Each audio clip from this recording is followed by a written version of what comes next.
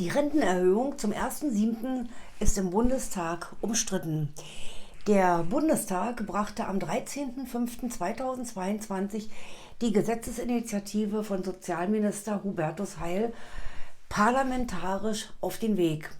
Am Freitag, dem 13.05.2022, wurde auf der 35. Sitzung des Deutschen Bundestages klipp und klar gesagt, dass die Rente zum Leben reichen muss. Es wurde sehr heiß diskutiert. Ideologische Scheuklappen wurden der Regierung vorgeworfen. Der Gesetzestext zur Rentenanpassung ist nicht praktikabel und bis zur Unkenntlichkeit aufgebläht. Zu dieser ernüchternden Einschätzung kam der Deutsche Sozialgerichtstag. Der Deutsche Sozialgerichtstag ist ja ein interdisziplinärer Fachverband, dem vor allem Richter, Rechtsanwälte und Rentenberater angehören.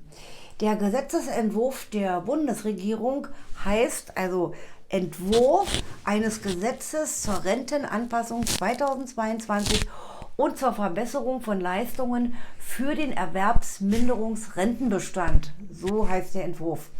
Dieser Entwurf wurde beschlossen und umfasst 56 Seiten. Ein Laie, selbst ein verständiger Laie, kann sicher nicht nachvollziehen, ja, wie sich das Ergebnis berechnet. Es gibt eine Vielzahl von Ausnahmeregelungen und weitere Korrekturen an den Korrekturen. Die Entwicklung der Rentenhöhe ist durch eine Vielzahl von Ausnahmeregelungen faktisch von der Lohnentwicklung abgekoppelt worden. Für die Beschreibung der Rentenformel und Anpassungsfaktoren sind 20.000 Zeichen erforderlich. Hier nur mal zum Vergleich. Die amerikanische Unabhängigkeitserklärung hat 300 Wörter. Hier sieht man wieder diese wahnsinnigen bürokratischen Monster. Alles wird aufgebläht. Ja, wie dem auch sei. Das Bundeskabinett hatte am 13. April 2022 eine deutliche Rentenerhöhung beschlossen. Was viele aber nicht wissen, ist die Tatsache, dass die Rentenanpassung zum 1. Juli 2022 jetzt am Freitag, dem 13. Mai 2022, durch den Bundestag erst endgültig entschieden wurde. Bisher stand sie nämlich noch nicht eindeutig fest. Es ging also am Freitag, dem 13. Mai 2022, um den Gesetzesentwurf zur Rentenanpassung 2022 und um die Verbesserung von Leistungen für den Erwerbsminderungsrentenbestand. Die Entscheidung des Bundestages konnte jeder live verfolgen.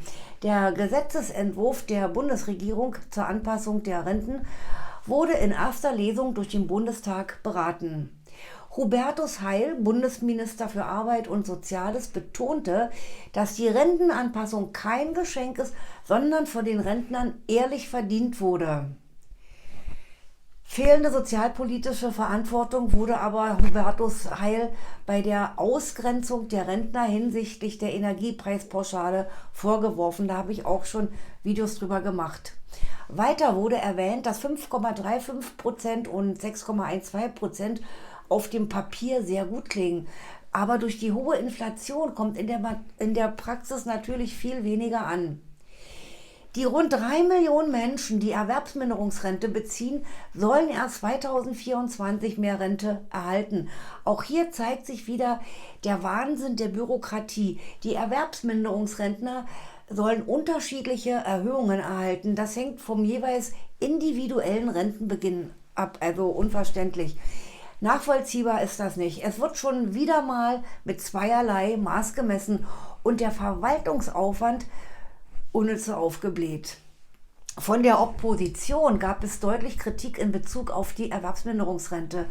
Die AfD verwies auf das überdurchschnittlich hohe Armutsrisiko bei den Erwerbsminderungsrentnern und nannte die Regelungen längst überfällig.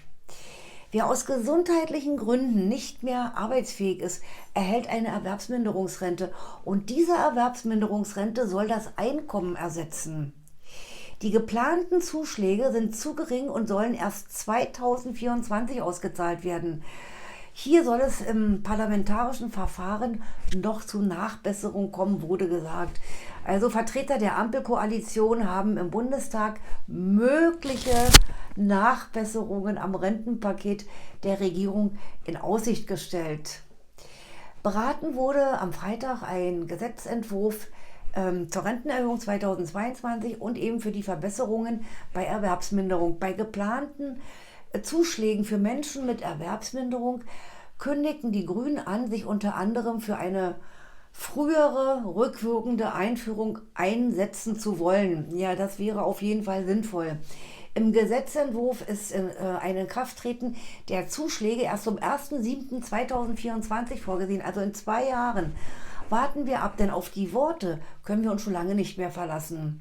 Ja, das war jetzt mal eine kurze Zusammenfassung der 35. Sitzung des Deutschen Bundestages. Also Altersrentner können sich über die Erhöhung freuen, aber die Erwerbsminderungsrentner lässt man 2 weitere Jahre im Regen stehen.